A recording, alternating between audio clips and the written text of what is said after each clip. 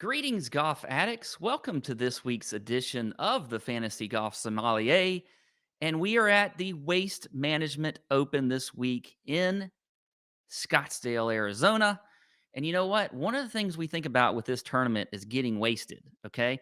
But here's something that I want to talk about this week, and that's showing some restraint, showing some proper behavior, showing some discipline at wine tastings. Okay. You don't want to get hammered and be that guy who's just going all over, falling all over the place and annoying everybody.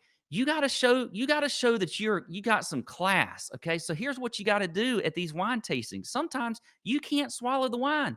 You got to spit it out. And so here's what you're doing. When you get this wine in your mouth, you kind of swish it around like mouthwash, but don't like go all through your teeth and everything. No, let it sit on your tongue a little bit and then don't swallow. You spit it out. Here, I'm going to give you an example. Mm, mm-hmm. Mm-hmm. Mm-hmm. Just like that. The flavors come out, everything. You get to taste everything, but then you don't get hammered. So, anyway, that is your little tip for wine tastings. And now let's get on to the plays of the week. So, we're going to start with the $10 wine special. And this week, that is going to be Keith Mitchell at $6,400.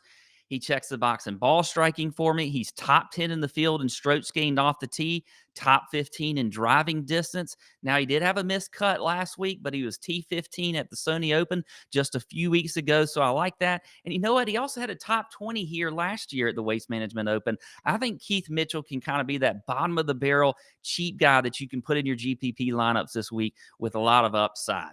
Okay, that's good. I love him. I love some Keith Mitchell. Now let's move on to the Boone's Farm fade of the week.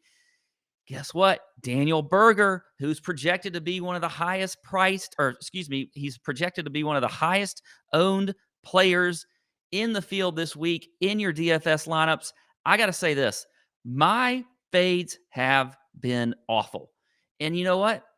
You probably don't want to even listen to this one this week, but I'm just going to fade the ownership with Daniel Berger. Do I have any other reason to fade him? Nope, not really at all. But I'm still going to fade him anyway because he's looking to be, yes, the highest owned guy. Anywhere up to like 25% is what I'm seeing him in GPPs. I don't want any part of that. I'll pivot off of Daniel Berger this week. So I will give him 86 points. Okay. Now, let's go on to the pop the cork play of the week. And that is going to be Mr. Russell Henley at 8,200. Yeah, this is the guy who popped for me later in the week after I did some more research. I'm letting it breathe, and I'm going to take him. Going to take Russell Henley at 8,200. He's kind of like Webb Simpson light to me. You know, I mean, Webb won here last year. He's not all that long off the tee, which Russell isn't either. But Russell, just like Webb, is a great ball striker. He's top 5 in the field in ball striking and approach. And his history is kind of spotty here. It's like every other year it's a top 15 or a missed cut. Well, guess what? He was top 15 2 years ago, missed the cut last year. So obviously it's going to be a top 15 this year. We go by patterns here in the Fantasy Golf Sommelier. And the pattern says that Russell Henley is going to have a top 15 finish. So he will be the pop the cork play of the week. Going to give him 92 points. All right. There you go.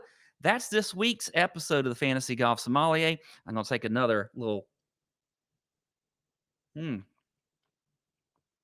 mm, mm, spit. There you go. Boom. See you next week.